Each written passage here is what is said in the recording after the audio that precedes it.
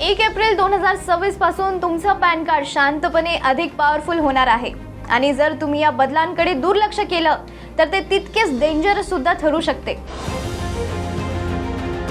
कारण एक छोटीशी चूक आता तुमचे ट्रान्झॅक्शन स्क्रूटिनी खाली आणू शकते किंवा इन्कम टॅक्स डिपार्टमेंट सोबत समस्या निर्माण करू शकते। आणि इथे एक ट्विस्ट आहे, काही लोकांसाठी पॅन रूल्स खरं तर सोपे होत आहे तर इतरांसाठी ते खूप स्ट्रिक्ट होत आहे। तर आजच्या या व्हिडिओमध्ये मी नक्की काय बदलत आहे, याचा तुमच्या दैनंदिन जीवनावरती कसा परिणाम होईल आणि 1 एप्रिल 2026 पूर्वी तुम्ही काय केले पाहिजे हे सविस्तर सांगणार आहे।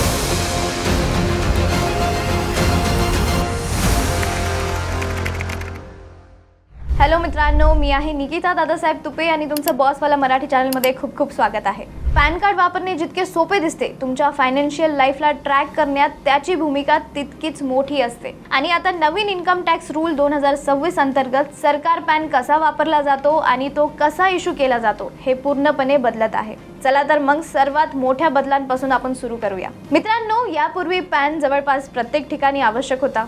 काहीतरी महागडी वस्तू खरेदी करताना, हॉटेल बुकिंग करताना किंवा पेमेंट्स करताना अनेक रूटीन ट्रान्झॅक्शन मध्ये पॅन समाविष्ट होतो, बरोबर की नाही? पण 1 एप्रिल 2026 पासून हे सगळं बदलत आहे। मित्रांनो, आता वळूया एका अशा नियमाकडे जो तुमच्या खिशावरती आणि स्वप्नांच्या गाडीवरती थेट परिणाम करणार आहे, आणि तो म्हणजे व्हेइकल परचेस रूल। जर तुम्ही नवीन गाडी खरेदी करण्याचा प्लॅन करत असाल तर हा बदल तुमच्यासाठी खूप महत्त्वाचा आहे। आतापर्यंतच्या नियमानुसार तुम्ही कोणतीही मोठी व्हेइकल खरेदी करायला गेलात किंवा की तिथे पॅन कार्ड अनिवार्य असायचं, मग ती 2 व्हीलर असो किंवा 4 व्हीलर।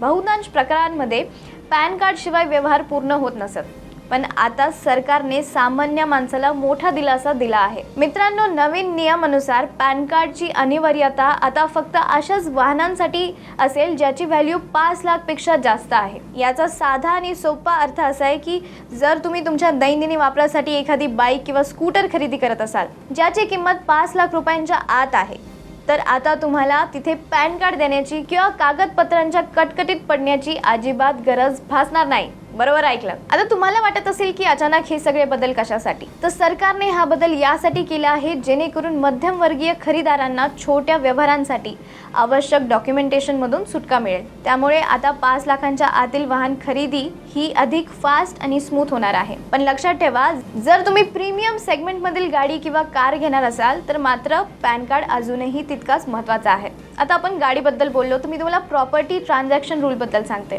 पुढचा बदल आहे प्रॉपर्टी बाबत। आता जर प्रॉपर्टी व्हॅल्यू 10 लाख पेक्षा जास्त असेल तर पॅन आवश्यक होता, पण आता ती मर्यादा वाढवून 20 लाख करण्यात आली आहे। त्यामुळे छोट्या प्रॉपर्टी ट्रान्झॅक्शन सोप्या होतील, पण मोठ्या व्यवहारांवरती मात्र कडक नजर ठेवली जाईल। आता हे झालं प्रॉपर्टी बद्दल। आता वळूया हॉटेल आणि कॅश पेमेंट्सकडे। अगदी हॉटेल बिल्स किंवा मोठ्या कॅश पेमेंटसाठी सुद्धा आधी 50,000 रुपयाच्या वर पॅन कार्ड आवश्यक होतं, बरोबर? पण आता ही मर्यादा वाढून 1 लाख करण्यात आली आहे। म्हणजे आता रोजच्या खर्चांसाठी आता कमी रेस्ट्रिक्शन्स असतील। तर मित्रांनो, या सगळ्या बदलांमागे नक्की काय चांगलंय, याचा की इन्साइट काय आहे, जर तुम्ही बारकाईने पाहिलं तर सरकार इथे खूप स्मार्ट काम करत आहे। खरं तर सरकारला आता छोट्या आणि सामान्य व्यवहारांमध्ये अडकून पडायचं नाहीये। जसं की दैनंदिन आयुष्यातील छोटी खरेदी, साधी दुचाकी किंवा छोटे हॉटेल बिल अशा व्यवहारांमधून पॅन युसेज कमी करून सरकार सामान्य माणसाचा डॉक्युमेंटेशनचा त्रास कमी करत आहे। यामुळे सिस्टमवरचा ताण कमी होईल आणि सर्वसामान्यांना व्यवहार करणं सोपं होईल। पण इथेच खरा ट्विस्ट आहे। एकीकडे छोटा व्यवहार शिथिल म्हणजे रिलॅक्स केला जात असताना दुसरीकडे बिग ट्रान्झॅक्शन म्हणजे मोठ्या रकमेच्या व्यवहारांवरती सरकार आता अधिक आक्रमकपणे लक्ष केंद्रित करत आहे। आता गोष्टी खऱ्या अर्थाने सिरियस होत आहेत, कारण तुम्ही केलेली कोणतीही मोठी गुंतवणूक किंवा खरेदी आता सुटू शकणार नाही। हाय व्हॅल्यू ट्रान्झॅक्शन आता पूर्णपणे स्ट्रिक्ट मॉनिटरिंग आणि रॅडार खाली आहेत। मित्रांनो, थोडक्यात सांगायचं झालं तर सरकार आता फिल्टर लावत आहे। छोट्या मासळीला जाऊ द्यायचं, पण मोठ्या व्यवहारांना मात्र पॅनच्या जाळ्यात घट्ट पकडायचं। हाच या नवीन नियमाचा मुख्य हेतू आहे। त्यामुळे जर तुमचे व्यवहार मोठे असतील तर आता तुम्हाला अधिक सावध आणि पारदर्शक राहावं लागेल। आणि मित्रांनो, एवढंच नाही, जर तुम्ही मोठ्या प्रमाणात रोख रकमेचा व्यवहार करत असाल, समजा आपण उदाहरण घेऊया, वर्षाला 10 लाख किंवा त्यापेक्षा जास्त, तर तुमचे व्यवहार पॅनद्वारे रिपोर्ट आणि ट्रॅक केले जाऊ शकतात. बँक आणि फायनान्शियल इन्स्टिट्यूशन्स यावर बारीक लक्ष ठेवतात. आणि इथे एक अत्यंत महत्त्वाचा बदल आहे. आधी जेव्हा तुमचा व्यवहार किंवा विशिष्ट मर्यादेच्या पलीकडे जायचा तेव्हा पॅन आवश्यक असायचं. आता फायनान्शियल रिलेशनशिपच्या सुरुवातीलाच पॅन आवश्यक असू शकतं. उदाहरणार्थ जर सांगायचं म्हणलं, जेव्हा तुम्ही अकाउंट उघडतात, इन्शुरन्स खरेदी करतात किंवा कोणत्याही फायनान्शियल ॲग्रीमेंटमध्ये प्रवेश करतात, याचा अर्थ असा आहे की सरकार आता फक्त तुमचे व्यवहार ट्रॅक करत नाही, तर ते तुमच्या संपूर्ण फायनान्शियल जर्नीला ट्रॅक करत आहे. बरं मित्रांनो, आता वळू या संपूर्ण विषयातील सर्वात इम्पॉर्टंट आणि रेव्होल्युशनरी अपडेटकडे. हा भाग तुमच्यासाठी खूप जास्त महत्त्वाचा आहे, विशेषतः जर तुमच्याकडे अजून पॅन कार्ड नसेल किंवा तुम्ही नवीन पॅन कार्ड काढण्याचा विचार करत असाल. आतापर्यंत कसं होतं, अगदी सोपं होतं बरोबर. तुम्ही फक्त तुमच्या आधार कार्डचा वापर करायचा, KYC पूर्ण करायची आणि अवघ्या काही मिनिटातच तुमचं पॅन कार्ड तुमच्या हातात असायचं. ही प्रक्रिया इतकी फास्ट आणि सिंपल होती की आपल्याला कोणत्याही कागदपत्रांची कटकट नव्हती. पण आता थोडं लक्ष द्या, कारण 1 एप्रिल 2026 पासून ही आधार ओनली सुविधा पूर्णपणे बंद केली जाणार आहे. हो, तुम्ही बरोबर ऐकलं.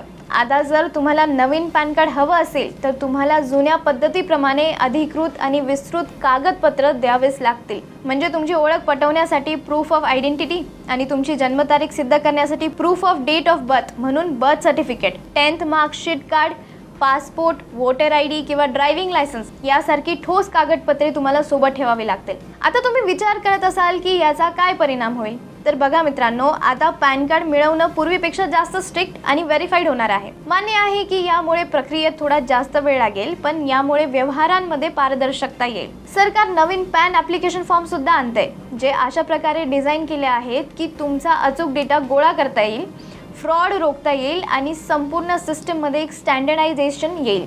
आणि मित्रांनो, सगळ्यात शॉकिंग बदल काय आहे माहिती आहे का? आपल्या हातात जे फिजिकल पॅन कार्ड असतं त्याच्या डिझाईनमध्ये सुद्धा बदल होऊ शकतो. अशी चर्चा जोरात आहे की भविष्यात या कार्डावरती तुमचं नाव छापलेलं नसेल. थोडं विचित्र वाटतंय ना, पण त्याचं कारण असं आहे की आपली पूर्ण सिस्टीम आता फिजिकल आयडेंटिटीकडून डिजिटल व्हेरिफिकेशनकडे वेगाने वळते. तुमचं कार्ड हे फक्त एक डिजिटल टोकन म्हणून काम करेल आणि तुमची सर्व माहिती सुरक्षित क्लाउड सिस्टमवरती डिजिटल स्वरूपात उपलब्ध असेल. तर मित्रांनो, या सर्व बदलांचा नेमकं काय अर्थ आहे हे आपण सोप्या भाषेत समजून घेऊया.